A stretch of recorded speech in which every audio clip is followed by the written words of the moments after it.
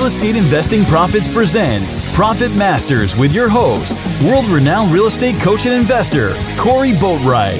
Now, strap in and get ready to learn elite wealth-building investment strategies taught by 6- and 7-figure house flipping masters as they reveal their best real estate investing profit secrets to you right now. What is going on, my party people? How are you doing? I hope you're having a phenomenal, productive, fun day. I am your host of Real Estate Investing Profit Masters podcast series and the founder of Real Estate Investing Profits.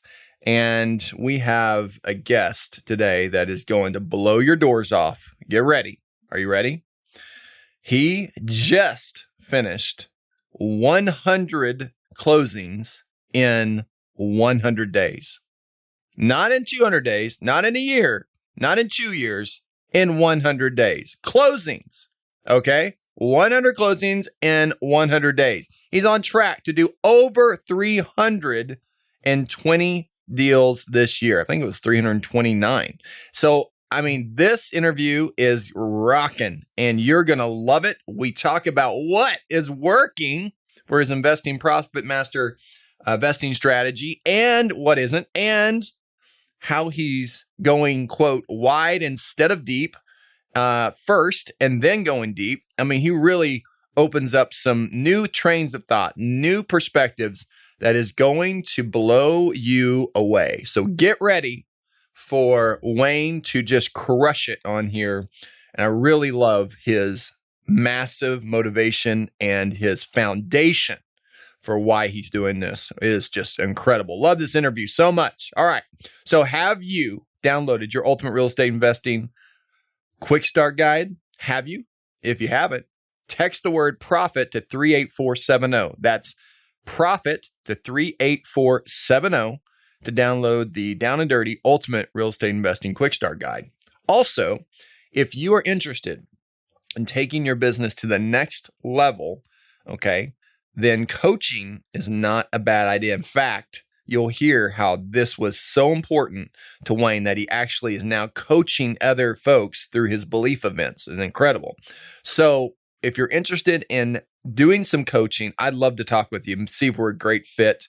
And we can talk about what's working, what's not, create a very structured personal plan and blueprint for your business in the next 6 months to really see some big results, especially if you've never done your first wholesale. If you haven't done your first wholesale, then we definitely can work with you on a surefire strategy on making that happen. So go ahead and go to realestateinvestingprofits.com/coaching application. realestateinvestingprofits.com/coaching application. Or you can just go over to Real Estate Investing Profits and click the coaching tab at the very top. That's what I got today for you. And here you go. Here is Mr. Wayne Sheaffer with Good Success in Indiana.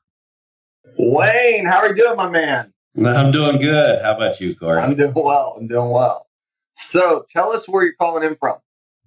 Calling in from Northwest Indiana, actually Highland, Indiana. We're about 35 minutes south of Chicago. Highland, Indiana. So are you a Indians fan or a Cubs fan? I think it's pretty obvious that we are all still celebrating here in Chicagoland area. We're definitely a Cubs fan. Right. Yeah. That was it was incredible because I think the first time they've been the World Series in 1908 or something like that. Yeah, it's been 106 years or something. Yeah, it's been quite a while. I had to put my Sox jacket up for a little while. So, are you a baseball fan or not? Oh, I watched some of this one, but usually not really. I think a lot of bandwagoners came on this game because it's so exhilarating and the making of history. But yes, good times out there. Good times. Well, thanks for taking the time to be on here. Again, you and I met through an amazing mastermind called Collective Genius, where you can go to joinmymastermind.com and check out if that's a good fit for you. So many guests that we have on Profit Masters come from Collective Genius, and it's because it's such an incredible group of real estate investors doing big things around the country, just like yourself. and also one of your partners up there, Tom, was on here, which did a great job on the podcast as well. And I know you guys are doing some very, very big things, Wayne, and you and I have talked about, doing a lot of things since you joined Collective Genius, and since you're I've seen you kind of steadily move up and up and up. And first you were doing a lot of things on Bandit Signs and all HUD, and then you started going some other directions and doing more different kind of property structures and different things. I know you're still doing HUD, still doing Bandit Signs, but I know you've now ventured into other types of marketing and even into the education space, which has been pretty cool to see you kind of transition that. But what is your expertise, would you say, right now involved with real estate investing, and what area right now would you say is you're really crushing it in? Well, Corey, I've been a full-time real estate investor now for 12 years since I've left my corporate America job. In that time, I've done over 1,400 deals, and the business is now scaled to where it takes very little. It runs on autopilot, and it takes very little of my own time. Our expertise throughout the years, and still is wholesale. Mm-hmm. And it's still my favorite way to. It's my favorite thing to do with a property. Right. We do some fix. Right now, wholesale is 77% of my business. Fix and flip is about 7%, and rent to own I think is 14 or 15%. That's become a favorite thing of ours. We have about 96 houses in our rent to own portfolio. That's great. They're cash flowing well. That's great. And we since we put rent to own tenants in there, we don't have a lot of trouble with our tenants, and we don't have to do a lot of maintenance because we put that on them and such. Is that usually a 1 year, 2 year, 3 year? What's the time frame you give them to get their own loan and cash out? 3 years. It's a 3 year term for them to get bank qualified and then go get a bank loan. That's great. Wow. So that's a huge. Obviously in our business we focus primarily on wholesaling.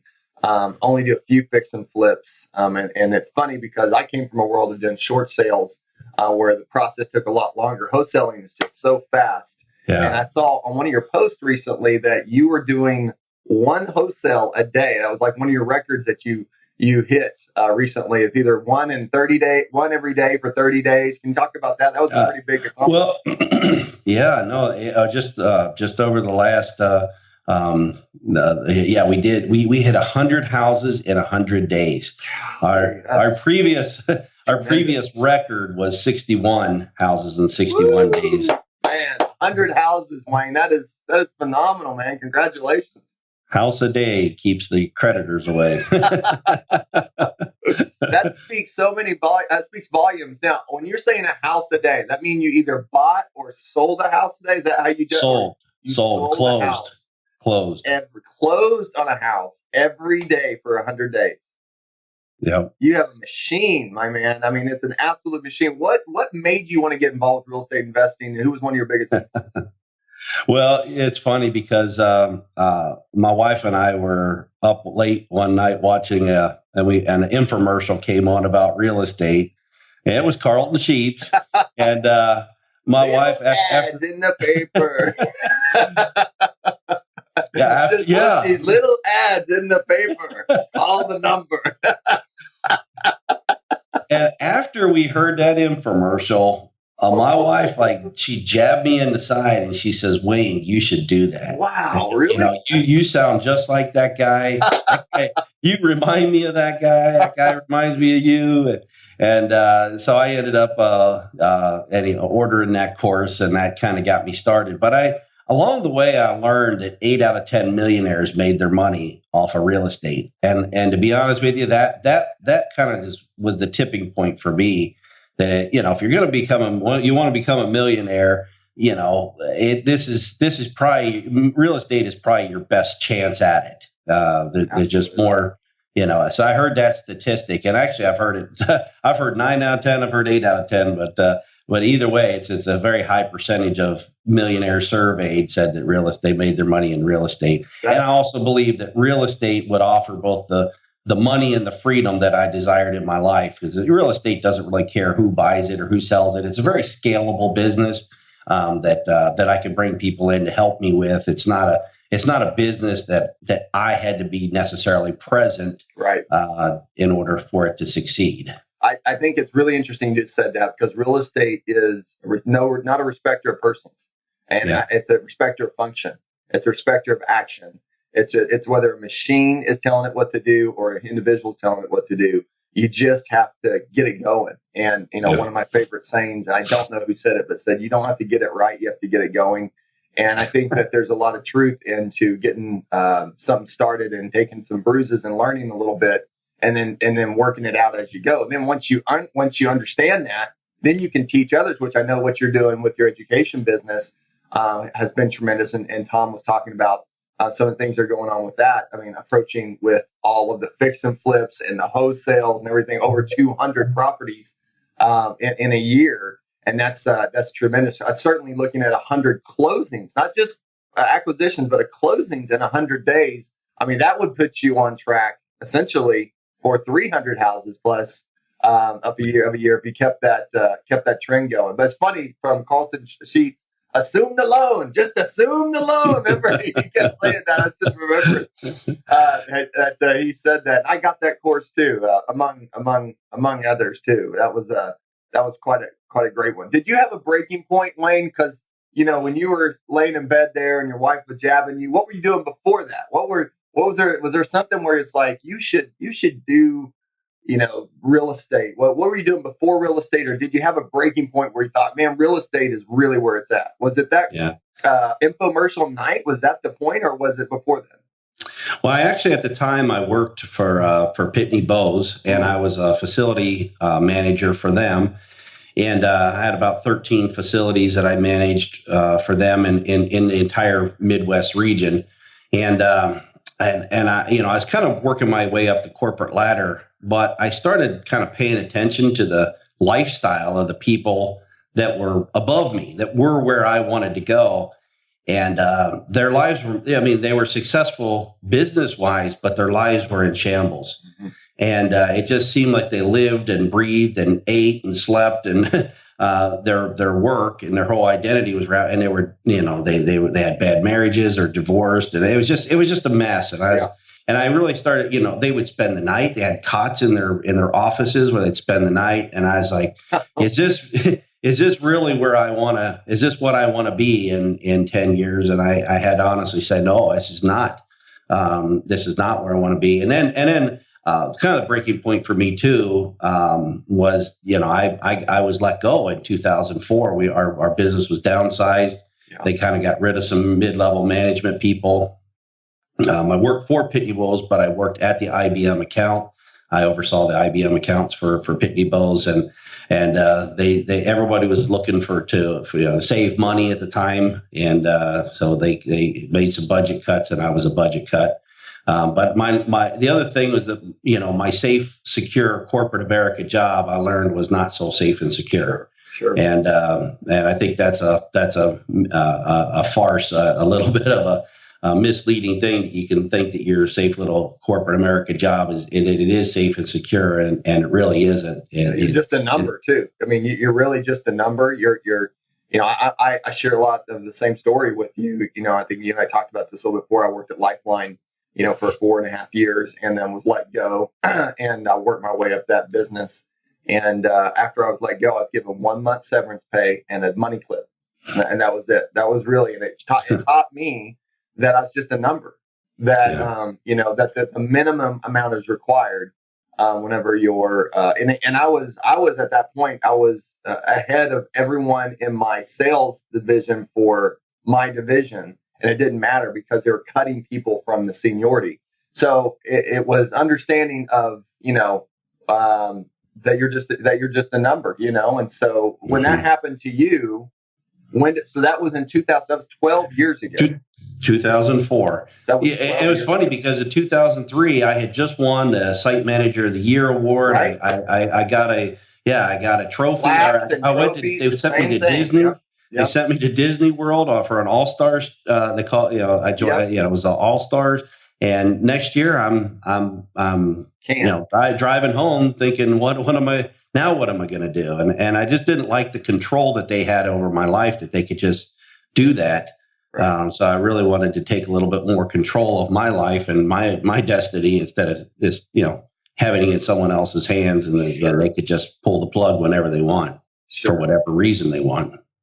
Yeah, that's so true, that you start seeing a different perspective. That safe and secure job, like Robert Kiyosaki says, and Rich Dad Poor Dad, is not so safe and secure after all. So what's one of the big challenges as we pivot here back into real estate? What's one of the biggest challenges that you've faced going through investing, and all these deals and closings? What's one that can really stand out that you could maybe teach from to help somebody else listening right now? How did you get through that real estate challenge?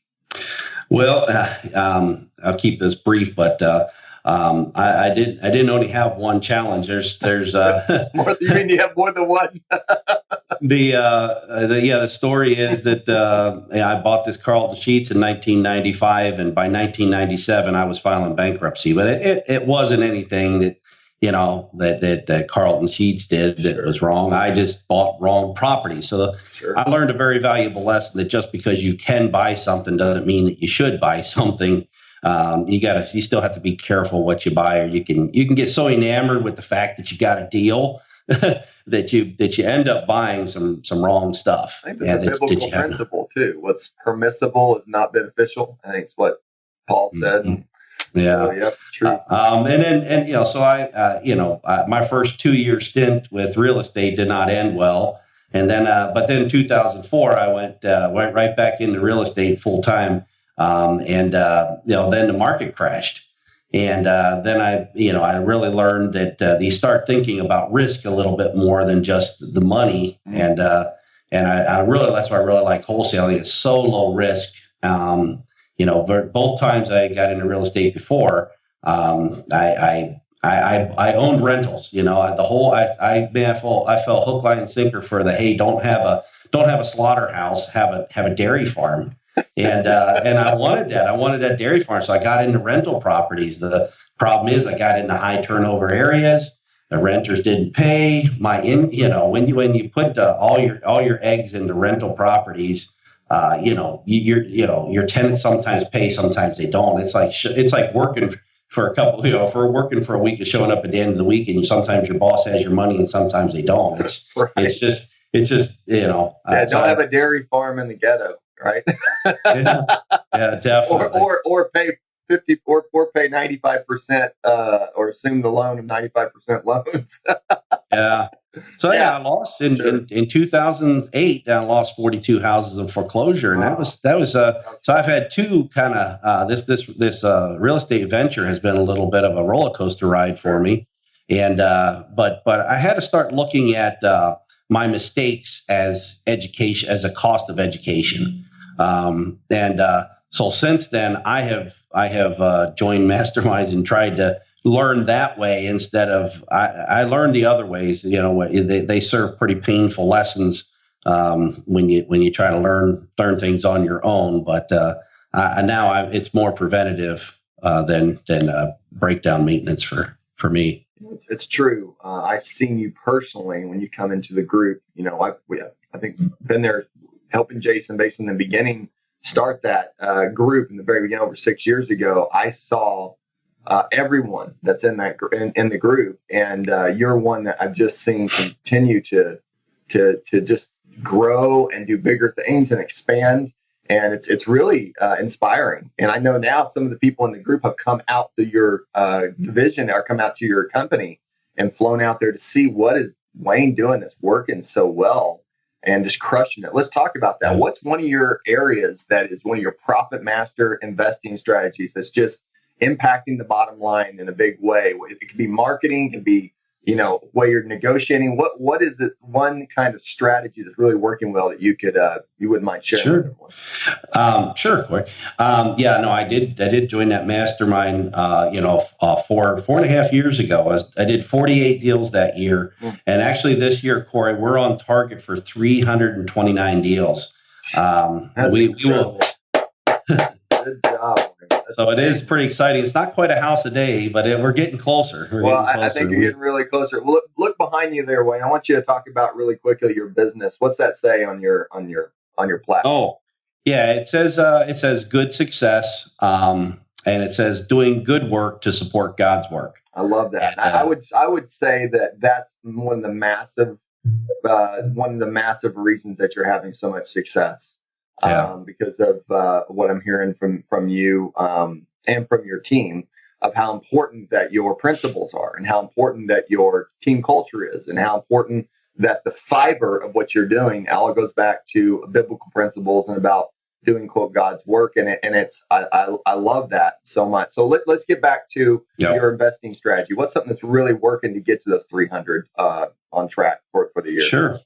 Believe it or not, HUD properties and Bandit Signs are still working for us. I know a lot of people like to automate things and do things online, but I kind of came into this thing with very little to no technology skills, and so we just kind of did it through brute strength. And just and to be honest with you, one of the things that still works very, very well for us are buying HUD houses in rural areas.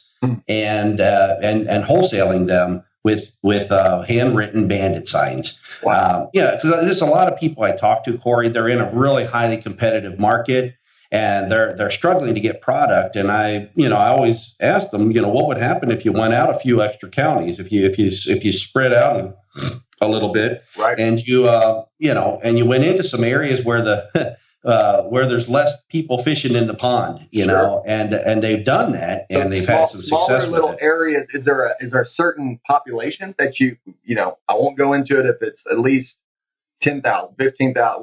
What's your population, or is it just any kind of little? We do greater OKC area, right? But there's certain parts of that we won't go too far out. Are you saying that you're going to go ahead and go an hour out or go an hour and a half out? What's your kind of how do you box it in, or do you box it in? Well, we honestly, Corey, we don't box it in at all. There's two ways to grow. That you can grow by going deep, or you can grow by going wide. Right. And we have chosen to grow by going wide. We are looking at now at reeling it in and going deep in some particular marketplaces. But to be honest with you, we bid on every single house in our entire state. Wow. Every single HUD house we bid on. And now let's keep understanding, because about Indiana is there's a border there too that you go over. Do you go into another state too? Yeah, we're actually into Illinois.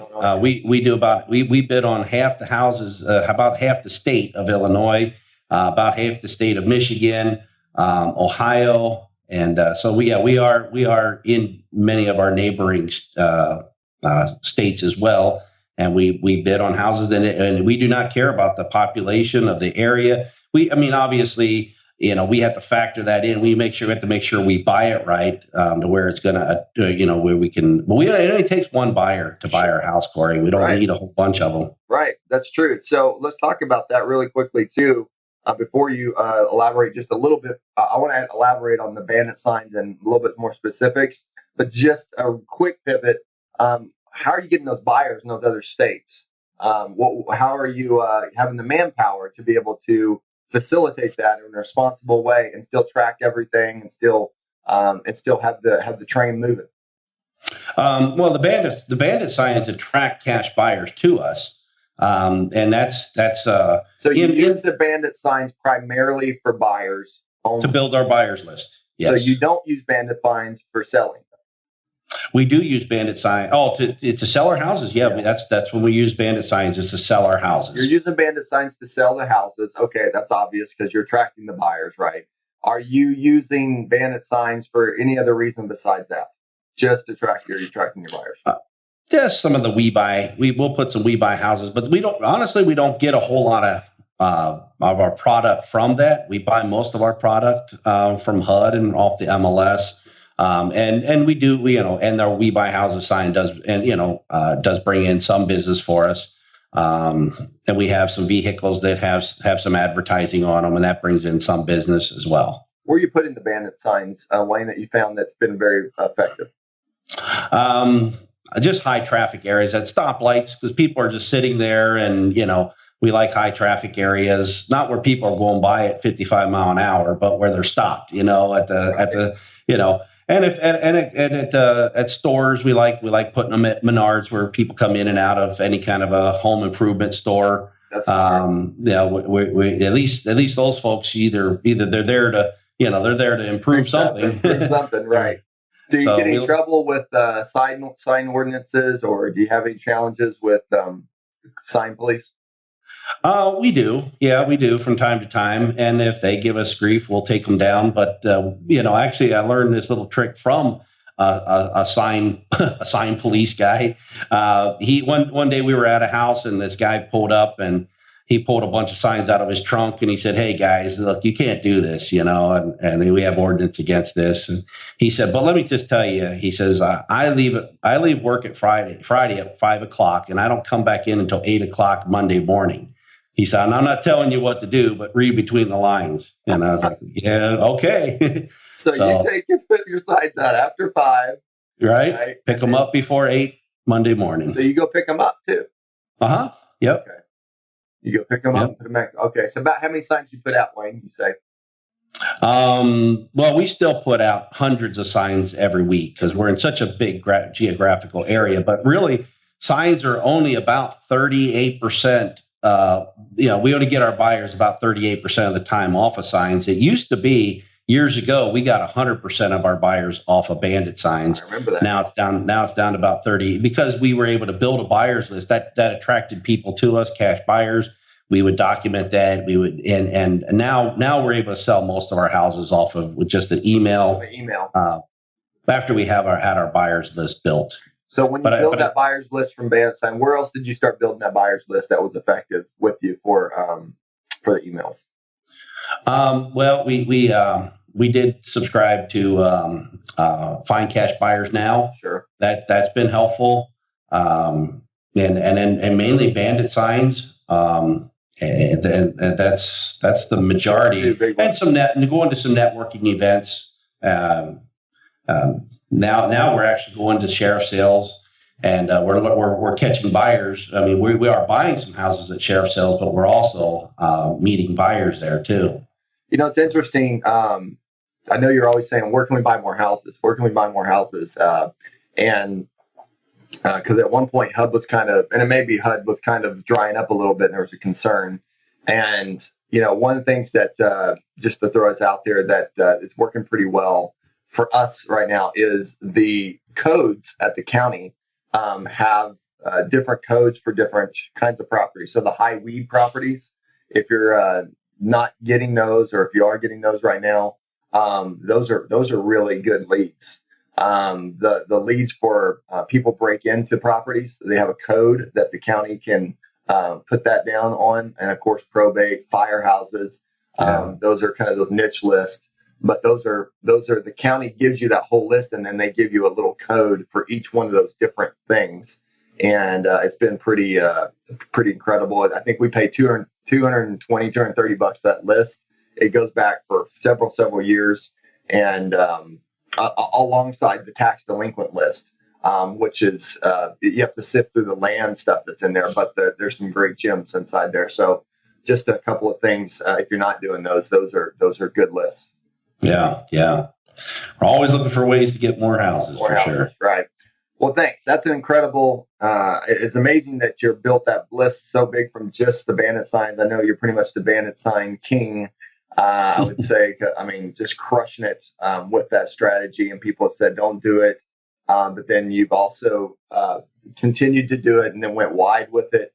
And it's great to see that it's working. So that's kudos to you, man. It's great. What's a great lesson that you've learned that's helped you get to where you are today? Well, I alluded to it a little bit, but expect things to change in real estate. I think it's a big mistake to think that the way things are today are the way things are going to always be. Right. And learn to and kind of prepare for worst case scenario. No doubt.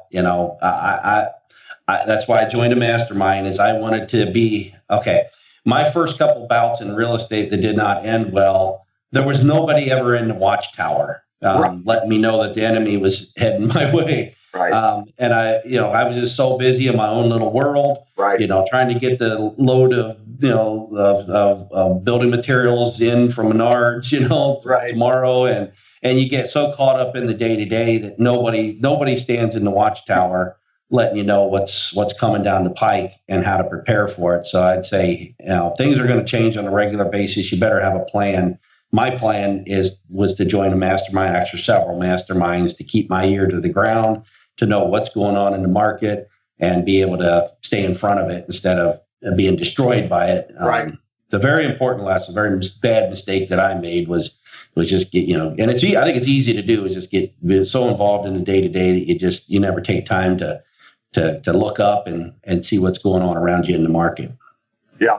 I mean, that's true. The mastermind has been kind of an insurance policy. Some people Yes. have actually said, for their investing business. And it's great to have that watchtower because you have folks that are all over the country, not just in your area. They're telling you what's happening. Usually Arizona is kind of like the thermostat of what's going on in the country. When it starts happening there, it just kind of spreads all different directions. So we got several folks that are from in Arizona. Even one of my partners, Sean Terry, is out there too. So it's incredible to be able to have that networking and have the mastermind effect. It really is as powerful as Think and Grow Rich. That how important it is. People I don't think realize that the synergy and the power that can come from the thinking minds and the real estate that's in the mind from folks that are doing big things in real estate investing, particularly a lot of wholesalers. So you can pick up some great little tips. If you had to start all over again, Wayne, what would you do differently? I'm glad you asked. I call it create an ATM machine first. I see so many people make this mistake. I myself, I got into both first two times I got into it, I got right into rentals. But I call it the concept of creating an ATM machine first. Have a machine that kicks off money, it spins off money consistently. And to me, that's the wholesale business. Okay. I just know people get straight into rentals without having a wholesale machine. Right. And that personally has turned out not so good for me twice. But the third time getting into it, right now I have a wholesale machine that kicks off $171,000 a month.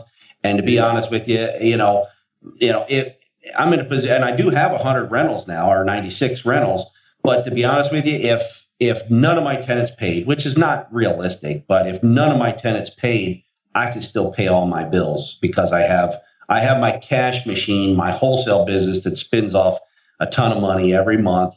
And that gave me the courage to actually start buying rentals, because getting burned in rentals a couple times made me a little leery getting back into rentals. But having a cash machine that's kicking off money every month.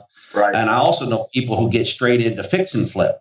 Well, the problem there is it takes, it could take 6 months before you get a payday. Right. And, you got to survive during that 6 months. It's like killing an elephant and eating it, and you eat real good for a little while, and then you're hungry again. But anyhow, I just think everybody, the third bout here that's caused great success for me is to have that wholesale machine built first. And then I added to it some fix and flips, and then I added to it, my rentals. But I kept my wholesale machine, healthy along the way. And so we get paid every single week. And it's nice every once in a while to have an elephant, to kill an elephant and eat really good. So we do some fix and flips, but it's also good to have some passive income with our rentals. But I know that renters are not that we do stay out of high turnover areas now. We get into little higher priced houses. And we don't necessarily have to, if my tenant didn't pay, it would hurt me, but it wouldn't destroy me like it did before. So yeah, it's good it's almost like you're using the wholesale business for, quote, your reoccurring, right? Because yes. it's just constantly churning. In the info space, you you create that little reoccurring piece, either from a membership site or software or something. And, or coaching can be reoccurring as well. If you get students lined up with it. The reoccurring part gives you some sense of security, that you can pay the bills and things are always going to be taken care of, compared to relying on renters, right? Which may or may not, which if you read the story from Dave Ramsey, a lot of people are like, oh, well, Dave Ramsey says don't get any rentals. Well, Dave Ramsey, if you read his story, he went through that time where there was the trust and all his loans were called due and he had loans on them. And quite frankly, if you get into a situation where you're paying, too much money for properties, then that's really on you. Where we're in as wholesalers, we're typically, I was looking at our numbers the other day, our right now, our number, I don't know what your number is, our number is 0.46. So we're 0.46% of what we're paying for on our value of our properties. So, we're paying $46,000 on a property that's going to be pretty and beautiful at $100,000.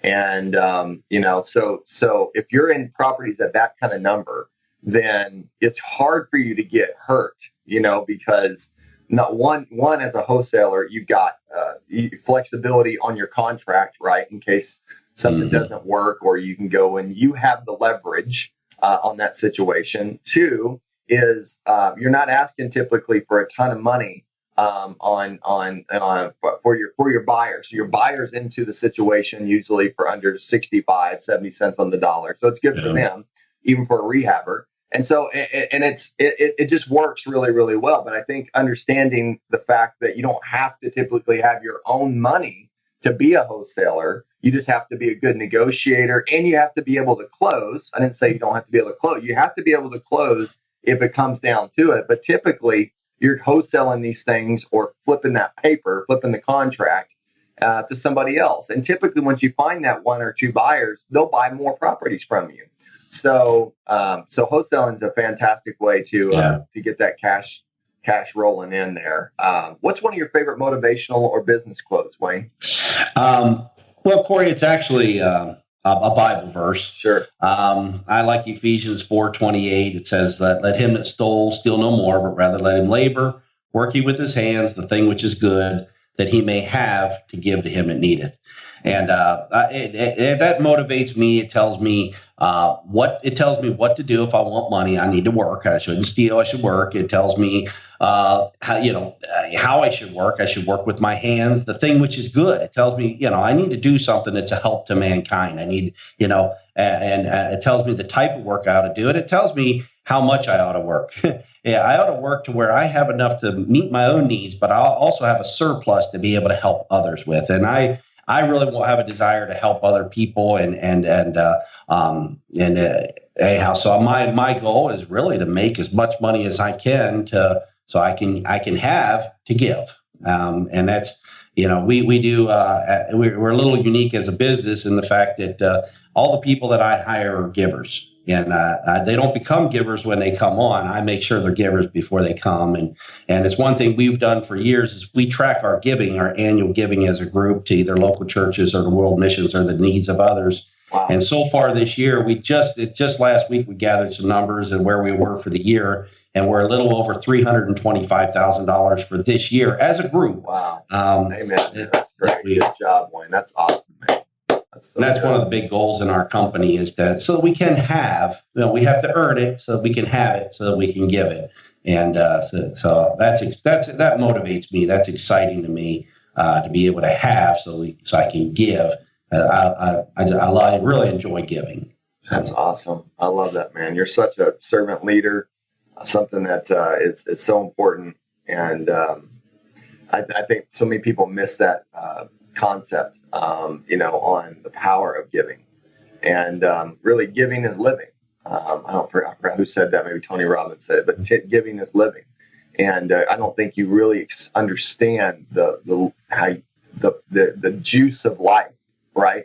Until you give, until you're able to give freely, without this kind of concern. And that really has a lot to do with 2 parts up here and 1 part mechanical. And it really does have everything to do with, I believe, spiritual too. So what books do you recommend? At least one that's really changed your life. And I know one of them you're going to say. Well, the Bible for sure. I was in the military back in 1987, and a guy came up to me and he said, "Hey, Wayne, if you die today, are you sure you'd go to heaven?" And I said, "Well, I think I would." He said, "No, are you 100% sure?" And I said, "Well, no." And he took a Bible and he showed me 100% sure that day how I could know I was going to heaven. That changed everything for me. I ended up going to Bible college instead of business college, which I don't regret. But I believe that the Bible has the answers to every single problem. Someone said to me, "You got to live somewhere forever, so you better learn how to live." And I was like, that makes a lot of sense. So before business, I wanted to learn how to live. Because like I said, I did see business people with such messed up lives. And it's like, really the first thing I want to learn is foundational from the Bible on how to live. And then I'll build upon that business. And I find there's so many business concepts in the Bible too. But definitely the Bible's one that has changed my life. I mean, obviously there's other books.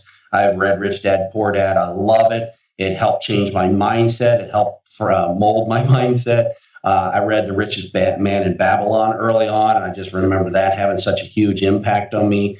The 10X Rule, Grant Cardone book, I love that because it just talks about, and building a business is an uphill battle, and you do have to do so much more. You have to put so much more effort into growing it and building it than you think you would. And I love that whole concept of, hey, however much effort you think you need to put into it, you need better multiply that by 10 because that's really what it's going to take to succeed. And it's about taking massive action. And it's just so inspiring to me that, and I see people failing in business because they don't realize how much it's going to take out of them to get this thing going. Right. And, but in the Compound Effect was very, very, I love that book because it broke everything down in life into a real simple bite-sized piece of just make a simple change today. And a simple change today over the course of time will have such a huge impact. And then Traction. Recently, Traction has been the book.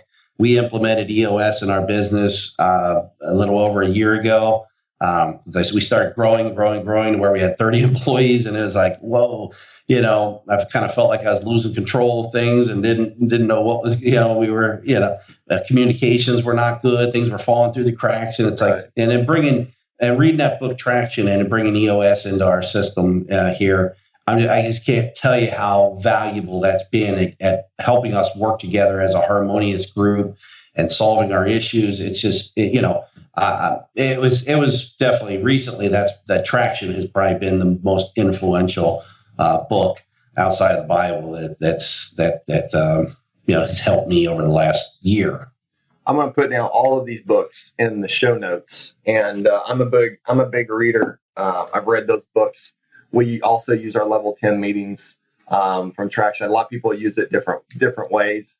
We have a smaller group, obviously, a pretty lean and mean little wholesaling group, not 30 employees.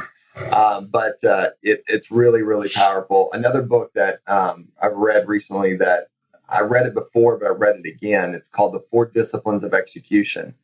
And I highly recommend you read this book if you haven't already. It has a little formula. It's from X to Y, or it's from X to Y by Z. Right, from X to Y by Z.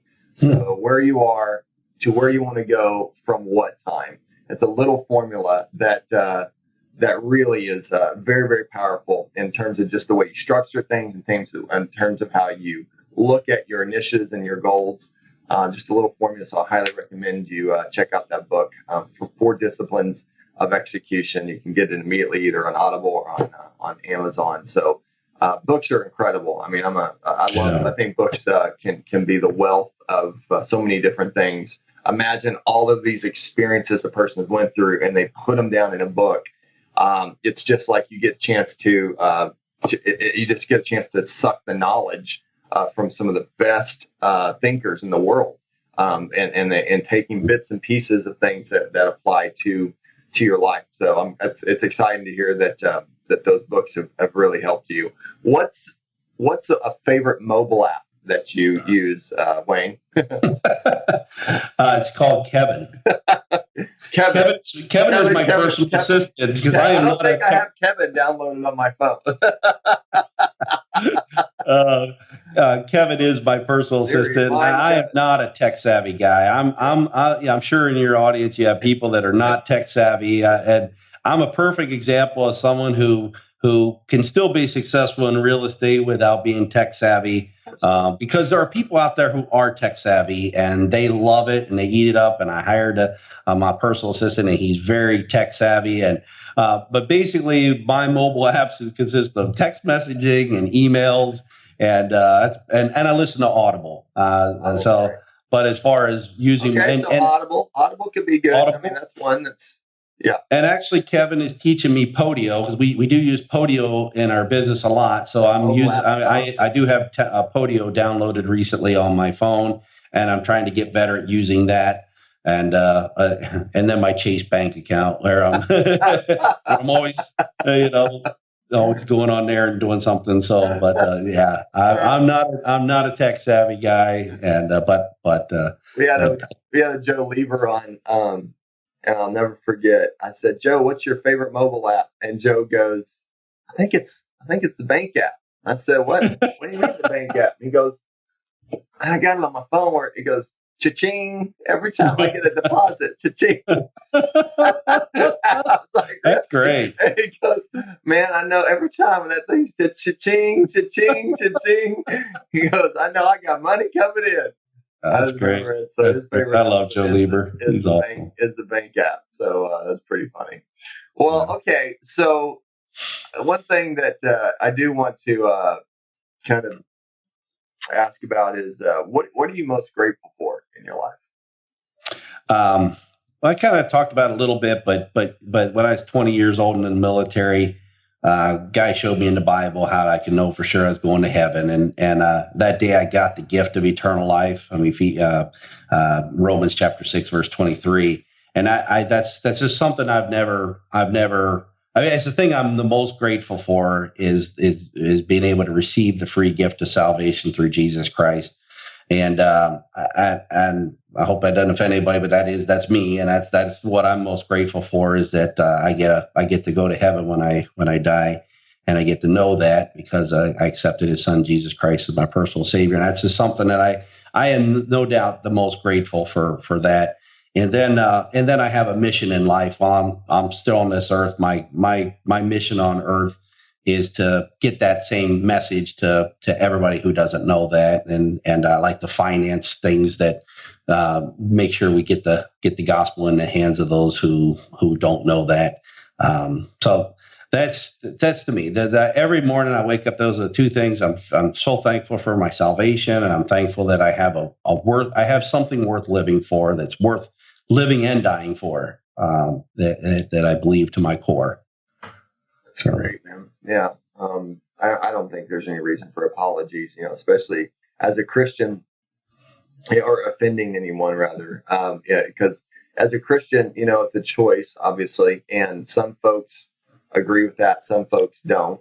And, you and I both I was part of a ministry for 6 years, traveling a heavy metal Christian ministry, and saw lots of people give their lives to God, drug addicts, folks that were abusers, folks that were atheists, folks that were, so we played this heavy music, and it was just, we attracted a heavy crowd. And there's a church in Tulsa called Guts Church, where guys have earrings and, big, huge holes in their ears and tattoos everywhere. And, just kind of the crowd that you wouldn't see as, quote, the church crowd.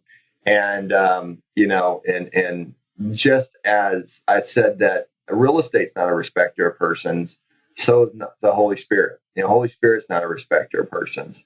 And as a Christian, I definitely resonate with you, on how important the foundation it is to have that, and have that what's called blessed assurance. And even in the Bible, it talks about blessed assurance, which is part of your story about your salvation when you were in in the military. And that blessed assurance comes out in different ways. because when you go to bed at night, there is that removal of that void that tends to be there for folks that haven't found something that they truly 100% given their life to or willing to give their life for. And it's powerful to hear you say that, man. It's very, very powerful. And I know other folks that come on here that have been Christians. Some people have not been Christians. But it's very powerful to hear you say that, because I think it's a testimony to your success. I think it's a testimony to everything that's going on because of how important that fiber is inside of your business. So, man, it's very powerful to hear you talk about that and how that's important to you, Wayne. So, great. So, what point do you recommend hiring a mentor or a coach in your life? How important has it been to you? Because you're offering programs now for people to come be a mentor of yours now. Well, I think it's anytime you want success more than you want life itself, I think it's time. I compare it a lot to if you're going to take a trip to Africa. Actually, I went to Egypt recently on a missions trip with my pastor, and just I think if you think about it as real estate as going to a foreign country. Now, number one, you can just go over there and figure it out yourself. Okay. And I see where you're going with this already. you can go at it yourself in a foreign country, and whatever happens, and you will learn lessons, but you will learn them very painfully. Right. Or you can read a book, and that might help a little bit. Or you can hire a tour guide who knows the area from that area.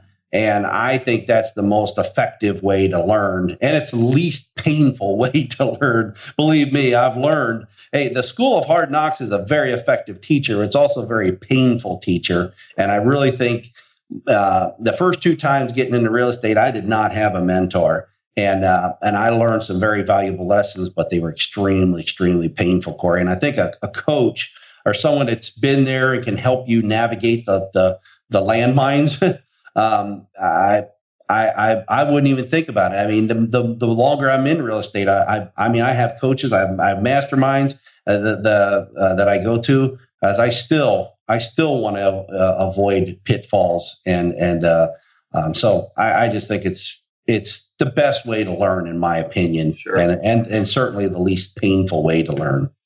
That's great. So agree with that, and I think that if you think about getting into a boxing ring, guys tend to have, women too, but guys tend to have ego, and we're going to get in and box, and maybe you can knock out a couple of guys, but man, oh man, how much better can you do when a coach that has been there, has seen it, has done things, has experienced, can tell you how to throw your jab, how to put your arms back so when you move, you're getting all your force, and I mean, just all those things that make the difference for you, and not only saving money, right, but also making money. So coach has been incredibly important, and it's great to hear you compare those two. So if you had to summarize it, Wayne, why do you get up in the morning? Why do you do what you do? Well, I've already alluded to it a little bit, but there's a Bible verse in Mark chapter 8, verse 36. It says, "What does it profit a man? What shall profit a man if he gain the whole world and lose his own soul?" And so I'm very motivated every day to get up, to earn money, basically it's doing good work to support God's work. I really, what gets me up is because what we do. We take the money we earn from what we do, and when we earn it rightly, it is important. You don't just, earn money, however, and doing things wrong in order to put it into the Lord's work. We do good work in order to support God's work, and I'm just very motivated. I guess what motivates me the most is gratitude to God for what He's done for me, and I'd like to be able to show my gratitude to Him by helping causes that help Him. He paid everything for us, and I do my best to to show my appreciation back to him by giving a little what I can back to him. Mm-hmm. It's good. There's a story in the Bible about the talents, and it always makes me think about, what are you hiding? If you take what God's given you and you don't do anything with it, right? Or you just bring back the thing that he gave you, right? It's like, you entrusted it with me. Here you go. It's back. How much of a waste of life, have you really created whenever you can do so much more, and only you really know if you can do more? It's great to know that you could do more and you're doing more with it. And I encourage anybody listening right now, if they have that part of them where they know they can do more, they're just settling. They know they can do more. They haven't taken the step yet to really move up to that next level. Maybe they're doing a deal every couple months. Maybe they haven't done their first deal and they keep going to webinar, reading those things. And, they're at a place where they want to step up. How can my audience basically help you? How can we serve you? What can we do to help your ventures right now to be a bigger giver and to basically fulfill what you're on the mission to do? Well, Corey, really, we're next year is our our goals are to get in the education space. We're already in it a little bit, but one of the we already had our very first event. It was well attended. I think we were able to help a lot of people. But what happened along the way is a lot of people were coming to visit our office. And in my early days, I went to visit a lot of offices. And at CG, as I met guys, I'd say, "Hey, can I come visit you?" And going to visit their office helped me immensely to see what they were doing. And it helped me realize that this is possible to do. And so we call it a belief event because we one of the things I walked away when I went to visit other people's offices was I walked away with the belief that I could do it myself. And that's really so we have a belief event. We're going to probably do it 3 or 4 times next year, where we bring people in and we just open up everything that we do and we just show them. We spend 2 days just pouring everything into them, that what we do here at the office and how we do it. And they can go to goodsuccessacademy.com and register for that. Okay. But our goal is really for them to walk away believing that they themselves can do what we do. Gotcha. And that's why we call it a belief event, because that's the first step in doing it, is believing that you can. And hey, even if they come here and say, "Man, if those idiots can do it, I can do it," that's fine. We're going to show how we did 300 deals this year. And I guess it was just very helpful to me in my early days to go to other operations and see what they did. And so that's one way they can help us, and is by letting us help them get their get the real estate businesses going from maybe very slow to scaled up to where they're doing quite a few deals. Sure. And we've had to get really strong over the last year on our processes and documenting them, and we've had lots and lots of process meetings to develop our processes. And anyhow, that's what we would ask is, and then maybe follow us on Facebook, Good Success on Facebook. And that's really what we just, let us help you. Good Success Academy. I'll make sure that we have that in the notes. All the books, every other reference that we have here that people can get in touch with those things and either download them or go check them out. Good Success Academy.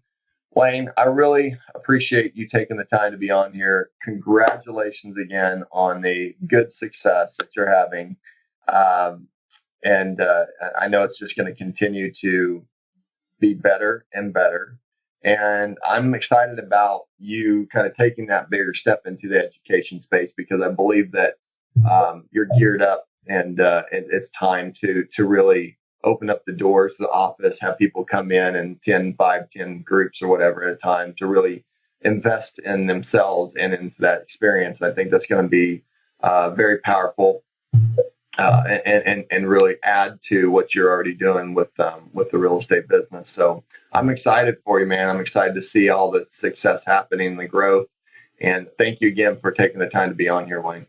Great. Well, thanks for having me, Corey. I really appreciate it. No problem. All right. So make sure you're on the next Profit Masters podcast series. We're going to have incredible, phenomenal guests, just like Mr. Wayne Sheaffer here of Good Success. And we're going to continue to teach and give you some of the very, very best investing techniques from our Profit Master investing strategy. So thanks again, Wayne.